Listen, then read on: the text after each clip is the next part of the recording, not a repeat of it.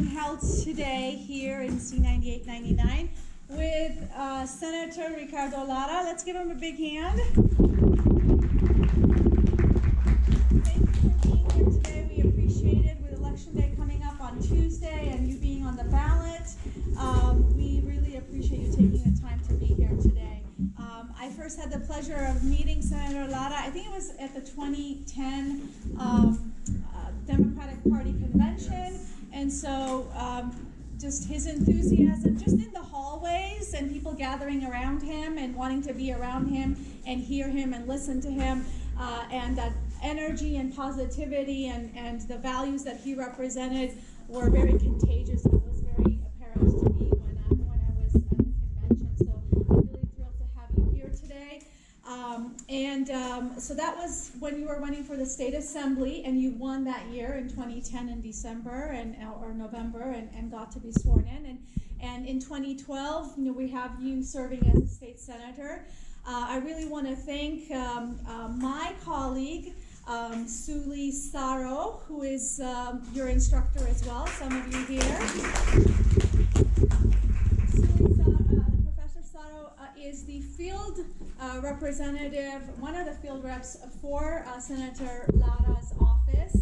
And so if you need something, you live in those areas, and Cudahy, Bell, etc., you are a constituent, basically, and you may approach the field reps to ask for assistance. And let me tell you that sometimes social workers have the role of field reps because it's a lot of case management. You might not think so, but case management skills are in effect as a field representative. And we actually have students who do their internships as in the field rep's office. So I also want to introduce Manny Nieto, who's the intern, who's from Senator Lara's office. And also Julia Juarez, the district director, is here today. So you have a lot of folks that you can get connected with afterwards in terms of what you might want to follow up with. I also want to put it out there that there will be some test questions about what's going to be said today. So we encourage. He's going to give it away, so it's already said. So we encourage you to take notes and really be active. And if you have some questions that come to you, please do write them down, because we encourage your questions, okay, toward the end as well. So I want to invite up Professor Saro. She's going to do a nice introduction of the senator, and then we'll hear from the senator, and we really want you to think about what else you want to know from the senator since we have his time and his attention today. Thank you so much. I am so excited. It's such a treat to have the senator here. He has had a very busy schedule, as many of you know. Our election is coming up, so I really want to thank Senator Lara for being here today. And it's such an honor for me to introduce a person that I greatly admire and respect, and that I also work for. And Senator Lara was elected overwhelmingly in 2012 to represent the Southeast cities in the 33rd California Senate District. And he's one of the most influential state Senate, and as well as a champion for educational equity, civil rights, health, and the environment, as well as immigrant rights. And he's had many accomplishments. I'll just name a few, and he will talk about a few others as case studies today. But he's the author of the California Learn Initiative. How many of you heard about that? It's to expand multilingual programs for all students. So the measure earned 73% of the vote, which is the highest of any measure on the ballot. So basically, it's allowing English, multilingual language programs taught in classrooms, because that was taken away prior to that. And so the next legislation he's known for is the Dream Loan Program, which offers low-interest loan program to University of California and California State students to reach their higher educational goals. And he won $10 million to expand the program and support community colleges students in 2007. So that's just a few examples of his educational accomplishments. So, without further ado, it's an honor to have a courageous leader representing us in Sacramento. So please warmly welcome Senator Lara. Have my notes right here.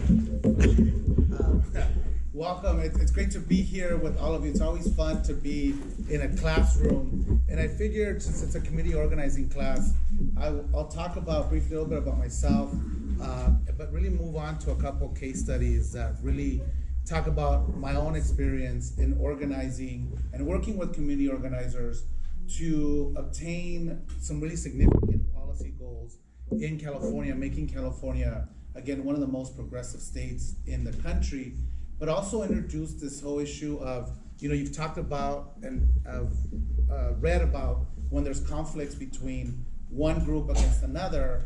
I'm gonna give you an example of when we have had conflict within our own group trying to achieve something together. So just to bring in that dynamic that I think is important, and that is really, I think, meaningful for a lot of us here, not only in the classroom, but in California. A little about myself. I was born and raised in East Los Angeles. Both my parents are immigrants to this country from Mexico. My mom is from Nayarit. My dad is from Sinaloa. They lived in the United States and in California as undocumented immigrants for over 12 years before they became citizens. And there's 5 of us in our family. And my parents still live in East LA. You can't get them out of there because they have their favorite panaderia there, their favorite bakery, and they don't want to leave it. And I don't blame them. But for our story, my story is not unique. My story is some of your stories. My story repeats itself every day as we hear about refugees coming to the United States, coming all over the world, this issue of human migration and the need for communities and families to better their lives. And so you see that over and over again. But what is unique about the fact here in the United States is that I firmly believe that only in the United States can a son of a seamstress and a factory worker from East Los Angeles now serve as a California senator of the 5th largest economy in the world. This is why you hear about the California dream. This is why you hear about people wanting to come to this country to contribute. And our history is one of immigrants since the founding of this country of ours. And so my policy work in Sacramento has really been about making sure that our most vulnerable Californians, our working families, have an opportunity at that American dream. And what does that mean for you might have a different meaning for somebody else, right? But making sure that we equalize the playing field so that everyone has an opportunity to pursue whatever their dreams are. And so I'm a product of our local public schools. I went to Garfield High School. I graduated from San Diego State University and USC, and was running for office and spent my time as a legislative staffer in Sacramento, working on policies, again, working for members that were Democrats, but that were willing to push the envelope when it came to things that were really important and somewhat controversial at the time. And you'll see the history of my policy work continues in that perspective. And so I'm gonna try to go through these case studies as quickly as possible, but I really wanna engage you all, and feel free to interrupt me and ask questions, because I wanna make sure that the conversation is steered with things that you wanna know about and wanna talk about. And it doesn't have to be related to just the experience of what I'm talking about, but any question you feel you wanna talk about in terms of campaigning, elections, the state of our country at this moment, and where we're heading. So just to give you an opportunity to be able to have a conversation with the senator that you don't get to do every day.